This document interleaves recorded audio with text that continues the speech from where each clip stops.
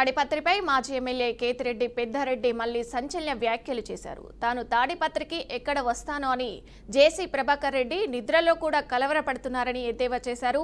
High court ఒక order ఇచ్చినా అమలు చేయకుండా నన్ను అడ్డుకునేందుకు 700 మంది పోలీసులను మోహరించడం పోలీసు వ్యవస్థ పనితీరును బహిర్గతం చేస్తుందన్నారు. తాను ఇంటి నుంచి బయలుదేరగానే జేసీ ప్రభాకర్ రెడ్డి తన అనుచరులు ప్రైవేటు సైన్యానికి మెసేజ్లు పంపిస్తున్నారని ఆరోపించారు. ప్రజలు నిజంగా తనను అడ్డుకుంటే తన ఇంటినే జేసీ ప్రభాకర్ రెడ్డికే రాసిచ్చేస్తానని పెద్దారెడ్డి సవాల్ విసిరారు. నాకు హైకోర్టు ఆర్డర్లు ఇప్పుడు కూడా పరిణామంలోకి ఉండాలి. నేను తాడిపత్రికి పోవాలంటే వీసా ఏమన్నా కావాలా, అధికారులు దానికి సపరేట్గా ఏదన్నా కానీ అప్లికేషన్ పెడితే దాని అప్లికేషన్ నేను అధికారులకు పెట్టుకుంటా. ఎందుకు చెప్తున్నా అంటే హైకోర్టు ఆర్డర్ వచ్చినా కూడా నన్ను తాడిపత్రికి పోయేదానికి అడ్డుపడతారు. నా ఆర్డర్ లైవ్లో ఉన్నంత వరకు పోలీస్ అధికారులు దాన్ని అనుమతించాల, కానీ అనుమతించడం లేదు.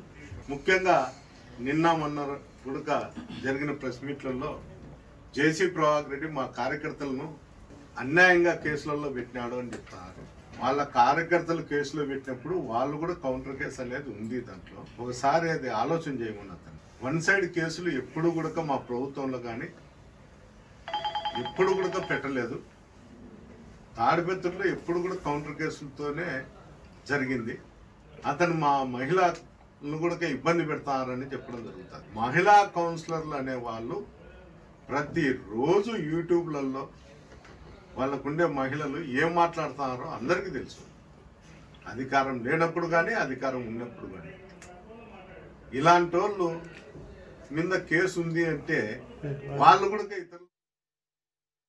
మాజీ ఎమ్మెల్యే కేతిరెడ్డి పెద్దారెడ్డి మళ్లీ సంచలన వ్యాఖ్యలు చేశారు. తాను తాడిపత్రికి ఎక్కడ వస్తానో అని జేసీ ప్రభాకర్ రెడ్డి నిద్రలో కూడా కలవరపడుతున్నారని ఎద్దేవా చేశారు. హైకోర్టు ఒక ఆర్డర్ ఇచ్చిన అమలు చేయకుండా నన్ను అడ్డుకునేందుకు 700 మంది పోలీసులను మోహరించడం పోలీసు వ్యవస్థ పనితీరును బహిర్గతం చేస్తుందన్నారు. ఇక ఇదే విషయానికి సంబంధించి పూర్తి సమాచారం మా ప్రతినిధి ప్రకాష్ అందిస్తారు. ప్రకాష్, చెప్పండి. తాడిపత్రిలో ఇవాళ కూడా హై టెన్షన్ వాతావరణం అయితే కొనసాగిందని అయితే చెప్పుకోవచ్చు. పట్టణంలో అలాగే జేసీ ప్రభాకర్ రెడ్డి పెద్దారెడ్డి ఇళ్ల వద్ద పోలీసులు అయితే భారీగా మోహరించారు. మరోవైపు చూసుకున్నట్టయితే పెద్దారెడ్డి తన స్వగృహం తిరుమపల్లి నుంచి అనంతపురం బయలుదేరి వచ్చి అనంతపురంలో మీడియా సమావేశం అయితే ఏర్పాటు చేయడం జరిగింది. విజయ్ అయితే చూసుకున్నట్లయితే తాను తాడిపత్రికి ఎక్కడ వస్తానో అని జేసీ ప్రభాకర్ రెడ్డి నిద్రలో కూడా వెల్లడించుకుంటున్నారని పెద్దారెడ్డి అయితే విమర్శించారు. హైకోర్టు ఆర్డర్ ఇచ్చినా దాన్ని అమలు చేయకుండా 700 మంది పోలీసులను చేయడం పోలీసుల వ్యవస్థను పనితీరును అయితే బహిర్గతం చేస్తుందంటూ ఆయన తీవ్రంగా అయితే వ్యాఖ్యానించిన పరిస్థితి ఉంది.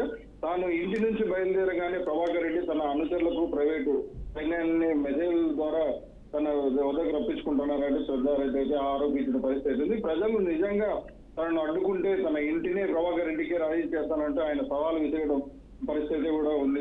విజయ్ అయితే తాడిపత్రి నియోజకవర్గానికి అసలు ఎమ్మెల్యే ఉన్నాడో లేదో ప్రజలకు అర్థం కాకుండా పోతుందంటూ ఆయన విమర్శించిన పరిస్థితి ఉంది. తన కుమారుడు ఎమ్మెల్యే అశ్మిత్ రెడ్డి ప్రజల వద్దకు వెళ్తే అది ప్రభాకర్ రెడ్డి భరించలేకపోతున్నారంటూ ఆయన విమర్శించాడు. అయితే ప్రభాకర్ రెడ్డి మీద ఉన్న కేసులు సీఎం చంద్రబాబు నాయుడు ఒక్కసారి సిబిఐ ద్వారా పరిశీలింపజేయాలంటూ ఆయన సూచనలు చేయడం జరిగింది. లేదా తన వద్ద ఉన్న సీటుగా అయినా దర్యాప్తు చేయాలని ఆయన డిమాండ్ చేశారు. మొత్తం మీద పెద్దారెడ్డి వ్యాఖ్యలతో తాడిపత్రి మళ్ళీ హీట్ అయితే మొదలైందని అయితే మనం చెప్పుకోవచ్చు. విజయ అయితే నిజంగానే తను కామెంట్స్ చేసినట్టు ప్రజలు అలా అనుకుంటున్నారా?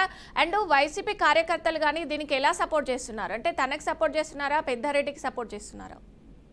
అయితే తాడిపత్రి ప్రజల్లో కొంతమంది ఏదైతే టీడీపీ వర్గీయులు ఉన్నారో, తర్వాత కొంతమంది ప్రజానీకం అయితే చూసుకున్నట్టయితే ప్రస్తుతానికి జేసీ ప్రభాకర్ రెడ్డికే సపోర్ట్ చేస్తున్న పరిస్థితి అయితే ఉంది.